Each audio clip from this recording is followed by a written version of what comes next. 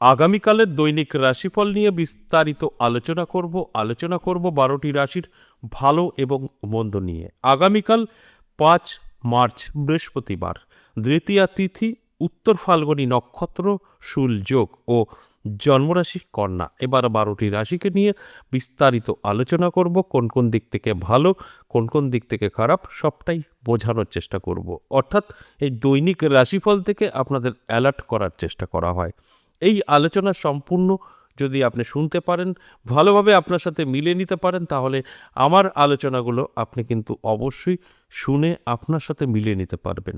আগামীকাল 4টে রাশির জাতক জাতিকাদের অর্থপ্রাপ্তির যোগে হঠাৎ ভাগ্য বদলাতে পারে। 4 রাশির জাতক জাতিকাদের শুভ কোনো খবর আসতে পারে, যে খবর আপনার জীবন বদলে দিতে পারে। আর 4টে রাশির জন্য বলবো সাবধানে থাকুন। অবশ্যই শেষ পর্যন্ত দেখলে জানতে পারবেন আগামীকালের রাহুকাল সময়, অর্থাৎ অশুভ সময়, শুভ সময়, লাকি নাম্বার, সবটাই কিন্তু বলবো, বোঝানোর চেষ্টা করব। এই শুভ সময় এবং লাকি নাম্বার, অশুভ সময় বেশ কিছু জাতক জাতিকাদের কাজে আসতে পারে, তাই সঙ্গে থাকার অনুরোধ রইল। আলোচনা থাকবে। তার আগে আমার সাথে কিভাবে যোগাযোগ করবেন সেই বিষয়টা একটু বলে নিই।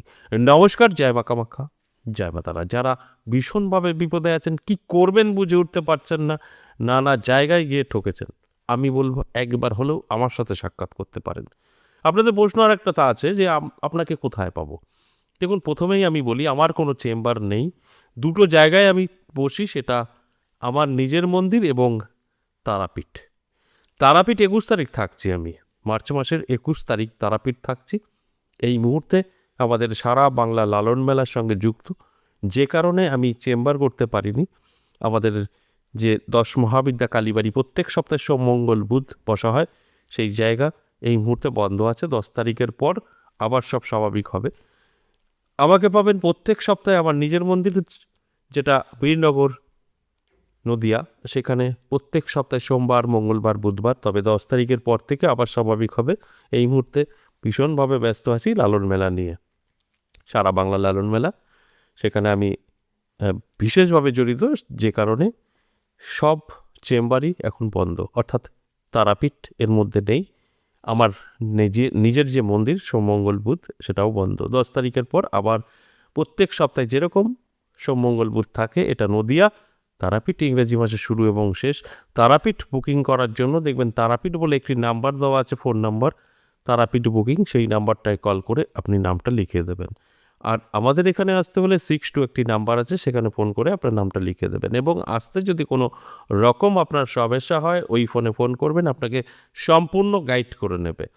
এছাড়াও যারা বহু দূর থেকে দেখছেন, যাদের কাছে বীরনগর এবং তারাপীঠ আসা সম্ভব নয়, তাদের জন্য কিন্তু অনলাইন চেম্বার চালু আছে। অনলাইন আপনি বাড়িতে বসেও আমার সাথে সাক্ষাৎ করতে পারবেন। শুধু প্রয়োজন আপনার আছে কিনা এটাই হচ্ছে জানার। যদি আপনার প্রয়োজন থাকে, আপনি আমার সাথে সাক্ষাৎ করতে পারবেন, এতে কোনো সন্দেহ নেই। আপনার প্রয়োজন, অবশ্যই প্রয়োজন আছে, তবেই আপনি আমার সাথে সাক্ষাৎ করতে পারবেন। এবার আসুন আজকের যে আলোচনা, আমি আবার একটু বলে নিই। যারা তারাপীঠ আমার সঙ্গে সাক্ষাৎ করতে চাইছেন, 21 তারিখ আমি তারাপীঠ থাকছি। তারাপীঠ বলে যে নাম্বারটা আছে, ওখানে কলটা করে নামটা লিখে দিন, সবসময় কলটা রিসিভ করবে। এবার আসি আজকের যে আলোচনা, সেটা হচ্ছে দৈনিক রাশিফল। এই দৈনিক রাশিফল থেকে আমি আপনাদের প্রত্যেকের জানানোর চেষ্টা করি যে আপনার কি কি হতে পারে ভালো এবং মন্দ নিয়ে। আর তারপর এইভাবে আপনি যদি সবটাই কন্ট্রোল করে চলতে পারেন, জীবনের পরিবর্তন আপনার অবশ্যই ঘটবে। আমি প্রত্যেকটা আলোচনায় একটা কথাই বলি, আমার আলোচনা মানে আপনাদেরকে অ্যালার্ট করা। আপনি অ্যালার্ট থাকবেন তো সবটাই নিজে হাতে কন্ট্রোল করতে পারবেন। আপনার ভালো বলছি, আপনি আপনার মতো করে চলার চেষ্টা করুন এবং সুযোগ পেলে গ্রহণ করুন, অবশ্যই মিলবে।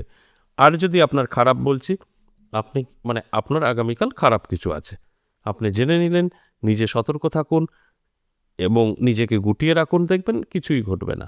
অর্থাৎ আপনি শুনে নিজেকে কন্ট্রোল করলেন, তাই সাকসেস আপনার। যদি আপনি না জানতেন, না আপনাকে নিজেকে কন্ট্রোল করতেন, তাহলে কিন্তু খারাপটা ঘটতো। যে কারণে আমি বলি অ্যালার্ট করা, অর্থাৎ এই আলোচনা থেকে আপনাদেরকে অ্যালার্ট করার চেষ্টা করি। তারপরে দায়িত্ব সম্পূর্ণ কিন্তু আপনার, আপনি কিভাবে আপনার জীবন পরিচালিত করবেন। এবার আসুন এক এক করে রাশিগুলো বলি। মেষ থেকে মিন 12টি রাশি, কোনটা আপনার রাশি ভালো করে দেখুন এবং শেষ পর্যন্ত থাকলে আমি তো বলবই লাকি নাম্বার এবং শুভ সময়। মেষ রাশি জাতক জাতিকাদের যদি বলি, যথেষ্ট শুভ সময় থাকবে, সর্বকাজে সাকসেস সফলতা আপনার থাকছে, স্বাস্থ্য ভালো থাকবে, মান যশ খ্যাতিও বৃদ্ধি পাবে, অর্থাৎ পজিটিভ। বৃষ রাশি সাবধান থাকতে বলবো, ব্যবসা ভালো চলবে না, মন্দা চলবে এবং নানা রকম আপনার সমস্যা তৈরি হবে ব্যবসা ক্ষেত্রে। এর জন্য আপনার অ্যালার্ট থাকা প্রয়োজন এবং আপনি যদি ব্যবসার দিকটা একটু নজর রাখেন তাহলে আপনার কাছে খুব পরিষ্কার হয়ে যাবে আপনার ক্ষতির কারণ। তাই অ্যালার্ট থাকার জন্য আমি অনুরোধ করব। মিথুন রাশির জাতক জাতিকাদের কিন্তু শুভ সময়, নানাভাবে আপনার কাছে সুযোগ আসতে পারে, যে সুযোগ আপনার ভাগ্য বদলে দিতে পারে। এর জন্য অ্যালার্ট থাকা প্রয়োজন এবং পরিশ্রম অবশ্যই প্রয়োজন। তারপর আমার এই আলোচনা আপনি মিলিয়ে নিতে পারবেন। শুধু কানে শুনে নিলেন আপনার রাশি আছে এবং পজিটিভ আর আপনার সঙ্গে পজিটিভ কিছু ঘটবে তা কিন্তু নয়। আপনাকে অবশ্যই এর সাথে ভালো করে বুঝে শুনে অ্যাপ্লাই করলে তারপর বেনিফিট পাওয়া যায়। কর্কট রাশির জাতক জাতিকাদের ক্ষেত্রে যদি বলি, খুব ভালো সময় আপনার প্রাপ্তিযোগ, হঠাৎ ভাগ্য বদলাতে পারে, ফাটকা থেকে অর্থ এসে আপনার হাতে ধরা দিতে পারে, যে অর্থ আপনার জীবন বদলে দিতে পারে। তাই অর্থপ্রাপ্তির যোগে ভাগ্য বদলাবে কর্কট রাশির জাতক জাতিকাদের, এতে কোনো সন্দেহ নেই। এর জন্য আপনার অ্যালার্ট থাকা প্রয়োজন আছে এবং আপনার মধ্যে চেষ্টা এবং ইচ্ছা থাকা প্রয়োজন আছে, তবেই আমার এই আলোচনা আপনি কিন্তু মিলিয়ে নিতে পারবেন। সিংহ রাশির জাতক জাতিকাদের যদি বলি, যথেষ্ট ভালো সময়, আপনার আগামীকাল মান যশ খ্যাতি এবং সম্পত্তি বৃদ্ধির একটা সুযোগ পেতে পারেন, অর্থাৎ কিছু অর্থ আপনার হাতে এসে ধরা দিতে পারে। প্রাপ্তি যোগও কিন্তু তৈরি হয়েছে যদি আপনার সিংহ রাশি হয়ে থাকে। এর জন্য অ্যালার্ট থাকুন, চোখ কান খোলা রাখুন, দেখবেন আমার এই আলোচনা আপনি সম্পূর্ণভাবে মিলিয়ে নিতে পারবেন। কন্যা রাশির জাতক জাতিকাদেরও কিন্তু যথেষ্ট শুভ সময়, প্রাপ্তি যোগ সেম। আপনার ভাগ্য কিন্তু হঠাৎ করেই বদলে যেতে পারে, কারণ নানাভাবে অর্থ এসে কিন্তু আপনার হাতে ধরা দেবে। ফলে ফলে আপনার জীবনের পরিবর্তন ঘটবে, আর্থিক উন্নতি হবে চোখে পড়ার মতো। তুলা রাশি সাবধান থাকুন, হঠাৎ করেই উটকো ঝামেলা ফেসে যেতে পারেন, আপনার কাছের মানুষের সঙ্গে শত্রুতা তৈরি হতে পারে, মান যশ খ্যাতি কমে যেতে পারে। এর জন্য অ্যালার্ট থাকা কিন্তু প্রয়োজন। অ্যালার্ট থাকলে আপনি সবটাই নিজের হাতে কন্ট্রোল করতে পারবেন। বৃশ্চিক রাশির জাতক জাতিকাদের কিন্তু মিশ্র ফল, আয় এবং ব্যয় একটা জায়গায় দাঁড়াতে পারে। আপনার সময় যথেষ্ট পজিটিভ থাকবে, কিন্তু এই পজিটিভ সময়টা ব্যবহার করাটাই আপনার চ্যালেঞ্জের বিষয়। যদি কোথাও ভুল করেন তাহলে কিন্তু সব কিছুই আপনার থেকে দূরে চলে যাবে, পিছিয়েও পড়তে পারেন, তাই মিশ্র ফল বলা হলো। এবং ধনুরাশির জাতক জাতিকাদের কিন্তু শুভ সময়। ধনুরাশির জাতক জাতিকাদের অনেক আটকে থাকা কাজ ক্লিয়ার হতে পারে, নতুন বন্ধু এবং বান্ধবীর সাথে সাক্ষাৎ হতে পারে, যেখান থেকে আপনার বেনিফিট আসতে পারে। এর জন্য আমি প্রত্যেকটা আলোচনায় আপনাদেরকে অ্যালার্ট করার কথা বলি। আপনি জানলে আপনি আপনার মতো করে চলতে পারবেন, সেখান থেকে অবশ্যই আপনার বেনিফিট থাকবেই থাকবে। এরপর মকর রাশি, মকর রাশির জাতক জাতিকাদেরও কিন্তু যথেষ্ট ভালো সময়। হঠাৎ করেই আপনার একটা শুভ খবর আসতে পারে, কারোর দ্বারা আপনি উপকৃত হতে পারেন এবং আপনাকে কেউ ভীষণভাবে হেল্প এবং ভালোবাসার জায়গায় রাখতে পারে, যেখান থেকে আপনি অনেক কিছু পেতে পারেন।